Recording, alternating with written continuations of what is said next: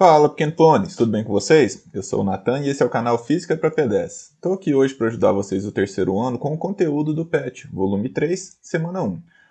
E o que a gente vai falar no vídeo de hoje? Pessoal, no vídeo de hoje a gente vai falar sobre corrente elétrica, que é o fluxo de cargas dentro de um condutor. Vamos detalhar isso um pouquinho a mais aqui? Bom, quando a gente fala dessa corrente elétrica, então, a gente está falando exatamente disso que eu falei. É um fluxo de cargas dentro de um condutor. Mas como assim, Nathan? Bom, um condutor ele possui os elétrons livres. Os elétrons já possuem algum movimento, mas ele é desorganizado, ele não é para um lado determinado, ele é de forma aleatória mesmo. Então, quando eu tenho um fio, ele tem vários elétrons livres, mas cada um deles se move em uma direção contrária, de forma que eu não tenho um fluxo efetivo para nenhum dos lados. Tudo bem? Bom, e aí, a partir do momento que eu submeto esse fio a uma diferença de potencial, a uma tensão elétrica, a um polo positivo e a um polo negativo, acontece o seguinte: eu coloco um polo positivo e um polo negativo. Na verdade, nem precisa ser positivo e negativo nada, só precisa ser um potencial maior que o outro. Eu só preciso ter uma diferença de potencial, tudo bem? No caso das tomadas da nossa casa, a gente tem um polo neutro e o outro que fica oscilando entre positivo e negativo. Na hora que ele é positivo, o neutro fica sendo o polo negativo, o polo de menor potencial. E quando a fase ela é negativa, o polo neutro fica sendo positivo, o polo de maior potencial. Tudo bem? Bom, e aí o que acontece quando eu submeto ele a essa diferença de potencial? Começa a haver um campo elétrico aqui dentro do condutor, que saem das cargas positivas, como a gente já viu, e vai para as cargas negativas. Então eu tenho um campo elétrico apontando para a esquerda nesse meu desenho aqui. E o que acontece com esses elétrons? Esses elétrons, na presença desse campo elétrico, vão sofrer uma força elétrica que vão atrair eles de forma efetiva para a direita. E a partir do momento que houver esse campo elétrico, houver essa força elétrica, vai haver um fluxo ordenado de carga. Um fluxo no sentido do negativo para o positivo, se eu pensar nos elétrons se movendo aqui. Então a gente pode definir uma grandeza que mede a quantidade de carga que está se movendo pelo fio em um determinado tempo. Essa grandeza que a gente chama de corrente elétrica. Então a corrente elétrica é a quantidade de carga que passa por uma determinada parte do fio, a gente fala de um jeito chique, por uma secção reta do fio em um determinado tempo. Então aqui eu faço um corte no fio e vejo uma secção, uma área. Quanto de carga passar dentro dessa região aqui, em um determinado tempo, é a nossa corrente elétrica. Então ela é definida, ela me diz a quantidade de carga que passa em um tempo fixo, tá bom? Bom, e aí qual que vai ser a unidade aqui de corrente elétrica? Se carga elétrica no sistema internacional é medido em Coulomb e tempo no sistema internacional é medido em segundos, a unidade no sistema internacional da corrente elétrica, que a gente representa pela letra I, vai ser o Coulomb por segundo, que recebe o apelido carinhoso de ampere. Então, ampere é a quantidade de cargas em coulombs que passa em 1 segundo em um determinado fio, tá bom? Bom, mas, porém, todavia, no entanto, a gente descobriu corrente elétrica antes de saber que os prótons ficavam presos nos núcleos e os elétrons é que conseguiam se mover. E para efeitos práticos, tanto faz uma carga positiva se movendo para a direita ou uma carga oposta se movendo no sentido oposto. É equivalente, já que eu inverto duas vezes, né? Eu tenho o oposto se movendo no sentido oposto. Então a gente tem dois jeitos de considerar a corrente elétrica. Por o sentido real, que é o das cargas negativas, hoje a gente já sabe que são os elétrons que são capazes de migrar com maior facilidade por um condutor, já que os prótons estão presos na estrutura cristalina do sólido, né? Eles estão presos aos núcleos dos sólidos. E os elétrons eles conseguem se mover. E o sentido convencional, que é o dado por cargas positivas. Quando não se sabia bem qual se movia, se convencionou, combinou, fez um acordo de cavaleiros que seria considerado o movimento de cargas positivas. Como quem é rei nunca perde a majestade, esse sentido convencional continua. Então, quando a gente falar do sentido convencional, a gente está adotando o sentido de cargas positivas. E o real, o sentido de cargas negativas aqui. Vamos entender isso um pouquinho melhor? Tio tenta ajudar. Então, no sentido real, eu tenho como se o fio tivesse repleto de elétrons livres que podem se mover. Quando eu submeto ele a uma diferença de potencial, as cargas elas são atraídas pelo polo positivo e repelidas pelo polo negativo. Então elas começam a se mover, nesse caso aqui, da esquerda para a direita, do negativo para o positivo, né? Cargas de mesmo nome se repelem, elas vazam daqui e elas são atraídas para esse lado daqui, de forma que a corrente elétrica ela aponta para a direita. E esse é o sentido real, tudo bem?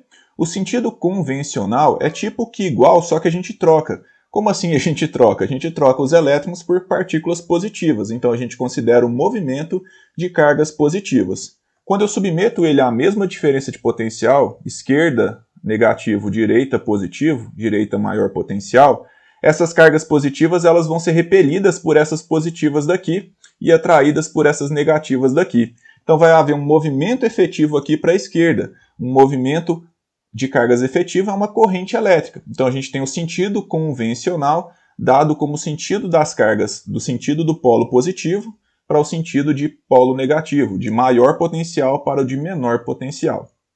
E, se a gente for pensar, a carga total que anda por um fio, ela nada mais é que a carga composta por cada uma das partículas que andam. Como assim, Nathan? Não entendi não. Independente de qual tipo de corrente a gente considerar, vamos considerar aqui o sentido de corrente convencional, o sentido das cargas positivas.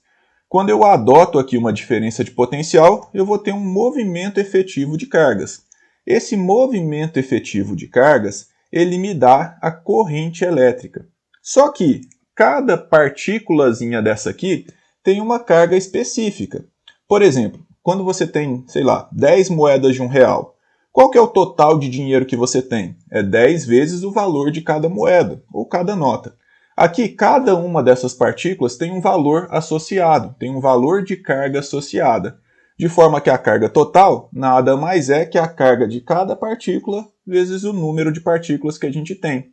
Então a carga total, que é o Qzão, ele nada mais é que o número total de cargas que passou vezes a carga elementar. Essa carga elementar que é sempre 1,6 vezes 10 elevado a menos 19 coulombs, tá? É um valor constante, é a carga elementar. É sempre esse valor, Nathan? Sempre esse valor. É feio? É feio, mas você também é feio e sua mãe te ama do mesmo jeito. Então a gente tem que acostumar, tudo bem? Aqui a gente costuma trabalhar com umas unidades muito pequenininhas, então o tio vai ajudar com alguns prefixos. Olha só, quando a gente fala no prefixo comum, é a unidade, né? Nesse caso pode ser amperes, coulombs, é a unidade padrão. Quando a gente falar de mili, a gente está falando da milésima parte dessa unidade, ou seja, dessa unidade dividido por 1000. O milli a gente representa pela letra M minúsculo, tudo bem?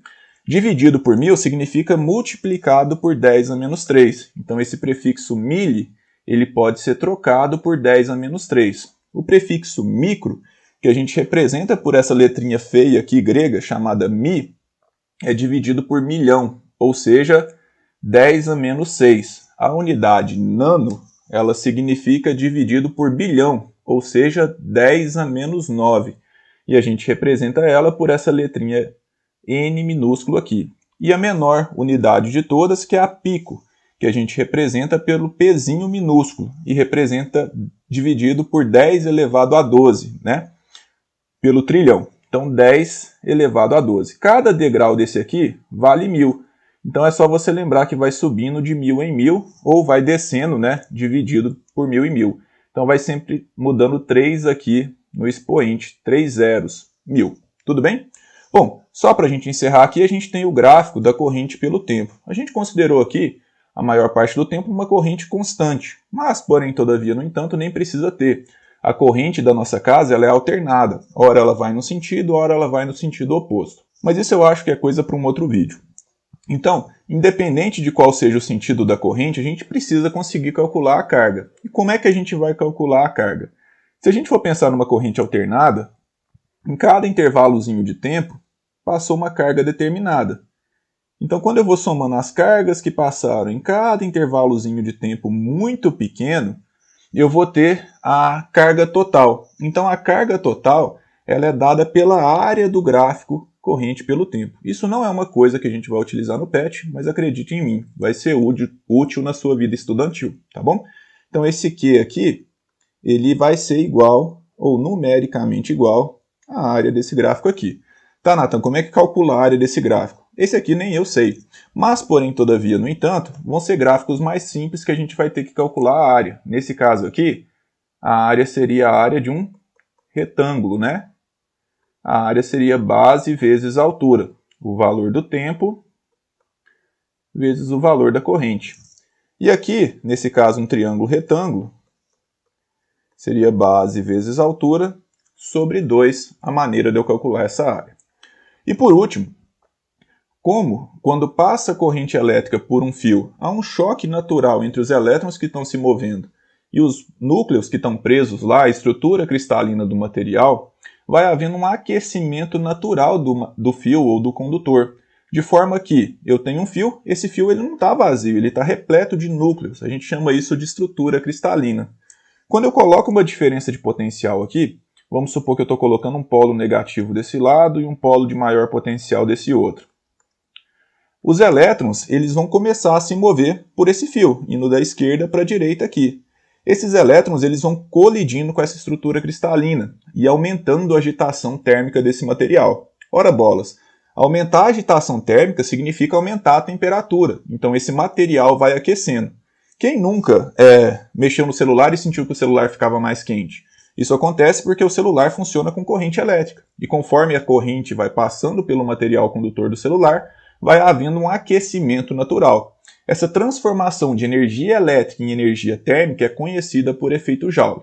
E quanto mais corrente elétrica passar pelo fio, maior vai sendo o aquecimento, mais evidente vai sendo esse efeito Joule. Em alguns casos ele não é desejável, como no caso do celular, da televisão, da geladeira e assim por diante.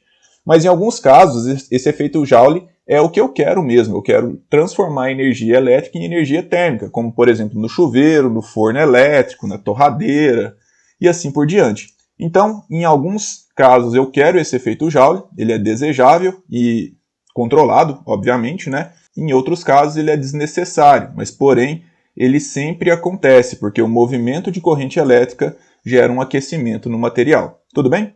Galera, esse foi o vídeo de hoje, espero sinceramente ter ajudado vocês. Se eu ajudei, deixa seu like, compartilha com seus amigos para que a gente possa ajudar mais gente. Conto com o apoio de vocês. Forte abraço, galera. Feliz Natal. Tchau.